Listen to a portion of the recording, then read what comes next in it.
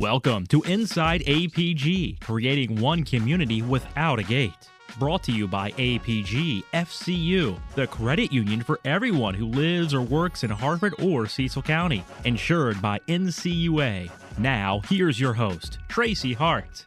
This is Tracy Hart with Inside APG, and I am sitting here with Rick DeOliveira, who is the installation's Antiterrorism Officer and the Chief of the Emergency Operations Centers for Aberdeen Proving Ground. Thank you so much for being here with me today, Rick. Thank you. I'm pleased to be here. So let's talk about what is the Installation Antiterrorism Officer do? Well, I serve as the Installation Antiterrorism and Chief of the Emergency Operations Center here. In that role, I'm responsible for defensive planning.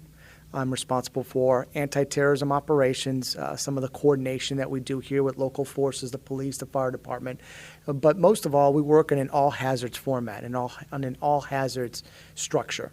So anti-terrorism is one portion of all the emergency planning we have here for the installation, which can include weather events. They can include active shooter events. In many cases, any and all hazards are handled through our shop. In that role, we carry out a regular training program, a public awareness program, and an exercise program across posts. So a lot of what we do has to do with training, keep people informed of what's happening, and ensuring they know how to respond during any kind of crisis here on post. When the public hears things like anti-terrorism, they're already a little nervous just because of a lot of times people don't know what's happening here on APG. So when they hear titles such as that, it makes them a little nervous. What do you want to say to them? Well, I want to say that here at APG, in the work that I do and all the work that we all do, we're committed to providing the safest working environment for everyone on post here in our local community. So daily training in realistic environments under realistic circumstances are different means that we have of ensuring the highest level of proficiency and response by our personnel and our involvement with the local community. So our force protection exercises are one means of preparing everyone on the installation for understanding just what their responsibilities are, what do they do in the response mode and the recovery mode for any kind of crisis here. Now, you talk about the local community. How do you collaborate with the local government and local fire, police, that type of thing?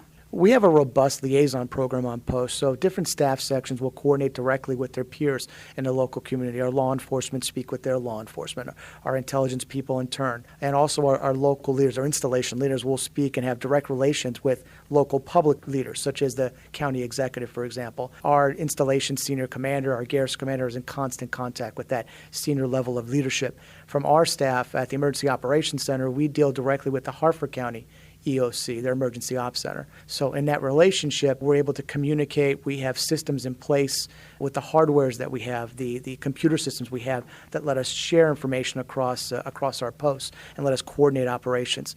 So through the meetings, through plans, through calls, we're always in frequent contact with one another and ensuring we have the best response possible. Now, do you find with social media being really prevalent these days, does that help, does that hinder in the event of emergency? I think social media has really revolutionized the way we get information out, and it's been incredibly helpful for us on the all hazards level here on post, on how we carry out mass notification. Our public affairs office has an extraordinary Facebook site, a Twitter site, and how they use and get the message out during emergencies here. So when we have emergencies on post, we're using every system we have, whether it's an outdoor speaker, it's a telephone alert system, it's an update to a website, and our public affairs is placing updates to the Facebook site, which remarkably has just reached people instantaneously. So it's been very productive, very useful for us to get the message out as soon as possible, and we look forward to using more social media, increasing that message wider. So say that there is an emergency type situation. How do you go about letting the public know what's going on? What kind of equipment or methods do you use? Well, we have a variety of systems we use to conduct joint operations here that allow us to communicate with field forces, with the local and state government, as well as our higher Army headquarters. Some of the systems we have include the National Warning System radio telephone. We also employ a giant voice outdoor speaker system. We have a telephone alert system, what we call a dialogic system that allows calls to be made to essential staff, and they in turn use telephone trees to communicate down to their supervisor and every employee, as well as computer pop-up alerting, something new we're employing here on post. It allows an emergency flash mesh to occupy a computer screen, and really that's where the majority of our people are. We also have email messages we send out, as well as official website updates, including social media. So as broadly as possible, we have systems that we use to get out the message. Our objective is a 10-minute notification. Within 10 minutes, we want to use as broadly as many systems we have to get that message out to everyone here, including the public, of course. So for our listeners out there, what can they do to kind of increase their personal safety or their responsibility in the event of any kind of an emergency? I think that's an extraordinary question, probably one of the important things we're going to discuss today. I think that no matter how technical our operations become here on post, people, of course, are always going to be our most treasured resource. And in that case, what we do is we focus on our families here on post. We look at our employees and also the continuity of our Army mission. Now, FEMA, the Federal Emergency Management Agency, has an amazing website at www.ready.gov. The U.S. Army also has an equivalent site at www.ready.army.mil. And what they're going to find there is all manner of information related to preparedness, to response, to recovery from emergencies. In the winter times, we're dealing mostly with winter storms. In the summer, we're dealing a lot with hurricanes. And the most important thing that FEMA tries to get across, and we also express here on post, is it's family readiness. And in that case, we ask that all families have around 48 hours worth of self-support. Now, I'd recommend 72 hours, but the FEMA standard is 48 hours. And in that time, before significant federal or state resources can come to bear to support families or people out there, they really need to kind of be self-sufficient for that length of time. Other things they need to kind of consider about, of course, are always clean water, medicine, pet food, and communication or assembly plans. So basically, how do they speak with their loved ones? Where do they leave a message? If they get lost, where can they reunite with one another? Those are very important things that families, individuals need to coordinate with. Recently, I found myself in the middle of a force protection exercise. It was really fascinating. So can you kind of give some examples of what different types of exercises that you guys do, and what does that really mean for both the workforce and the community? One of our largest installation exercises we have here is called our annual consolidated exercise. And to us, that is a force protection exercise which involves all the tenants on Aberdeen Proving Ground. We also coordinate locally with the Hartford County Emergency Operations Center, with the Aberdeen Police Department, the Bel Air, the Hartford County Sheriff. So we all work together ahead of this exercise on a planning committee level. So all of us bring our requirements together. We establish and shape the scenario about what's going to happen to meet everyone's needs. And in those cases, last year's exercise was an active shooter event here on post. So you probably know how frequent that's been happening around the country. So we want to be prepared. We want to ensure the safety of our people here. So with that scenario, we create a list of master scenarios that take place. And then they work on a trusted agent level where our policemen, our firemen do not have advance notice, our medical personnel. They simply react as if it were a real event. Now, we caveat all this, of course, because safety is important to us as an exercise, so everyone understands we're having an exercise that day. They just don't know all the specific details. This joint environment that we create with complete participation by the tenants here allows everybody to receive notifications, to understand what protective actions they're supposed to take, and then understand how communications take place, how we keep them informed, what mass notification methods we have. And lastly, then, is how to demobilize from those kind of events. When the event is over, how do we pack up for the day and safely go about our business, the assessments we do. So our exercises, our yearly consolidated exercises, it puts our plans to the test. And it creates the opportunity for everyone in a field environment to really carry it out, not just sit in a classroom and have an experience. So you're the chief of the APG Emergency Operations Center. What is the actual purpose of the APG EOC?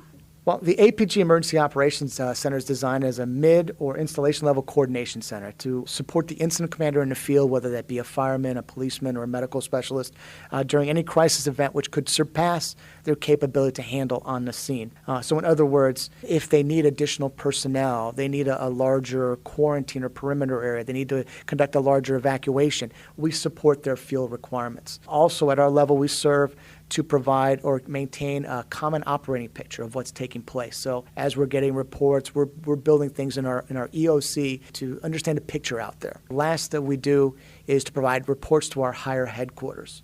In all these three cases that we do, supporting the field commander, the incident commander in the field, building a common operating picture for our commander here on post, our senior commander, and then communicating to our higher headquarters, it's kind of the bulk of what we perform in the EOC there. We're the intermediary. When they can't handle at the local level, we'll work with the county, we'll work with the state, we'll work with national assets to get them whatever they need to scale up the response to handle and mitigate an emergency. Now, have you had to activate the EOC here in the last couple of years?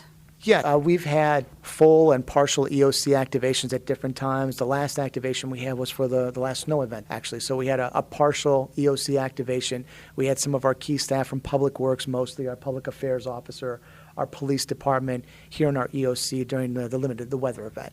So we didn't know exactly how it was going to affect people, any infrastructure failures we might have had, power outages and such, people that might have been relocated to shelter locations we have on post. So in all cases, we're ready. We're leaning forward in these things. Weather events are one way that we partially activate our EOC here. Other ways are for our exercises, as we stated about our force protection exercise. We'll bring a complete EOC activation to what we call principally our CMT, our crisis management team. So our CMT and crisis management team in the EOC is all of our functional specialists. We have a representative there from our logistics, from our public works, from our safety office, our environmental, our human resources, our lawyer, our public affairs office. So our EOC itself, our CMT, has a pretty robust capability, and they're there to support anything they need in the field, to answer questions the commander may have, and then to make reports, of course, to the public. Now, how does that feed into the Army and their overall mission? We have emergencies here. We're supporting the Army's all-hazard plan. So our installation emergency response plan, our ERP, serves to guide some of our practices. It's our book. It's our procedure book on what responsibilities different staff sections have and what they're supposed to carry out during different emergencies.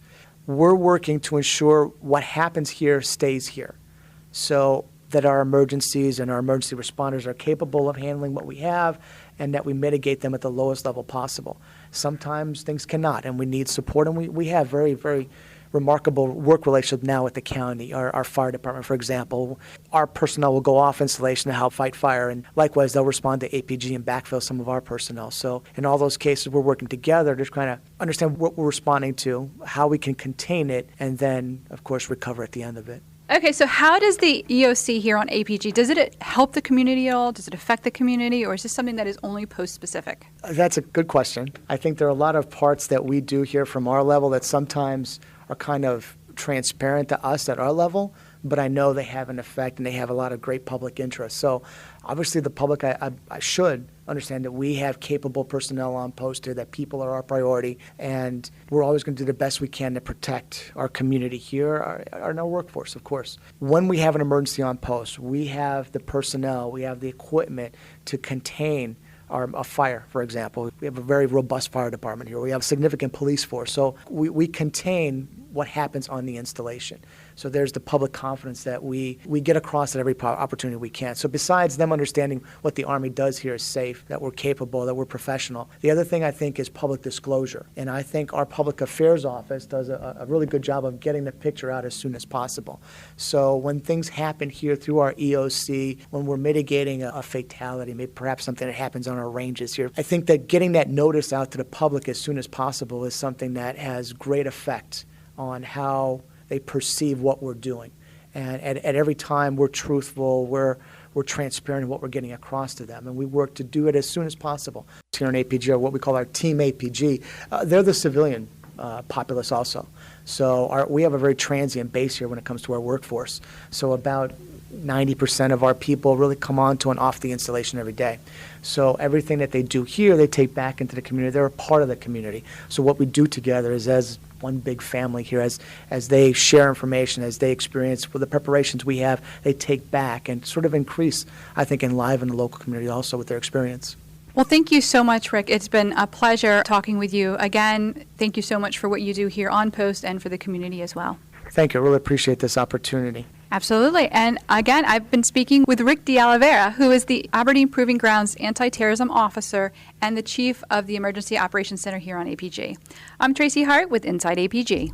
This has been Inside APG, presented by APG FCU, the credit union for everyone who lives or works in Hartford or Cecil County, insured by NCUA. To learn more about this program or 970 WAMD, visit KHZTV.com/WAMD.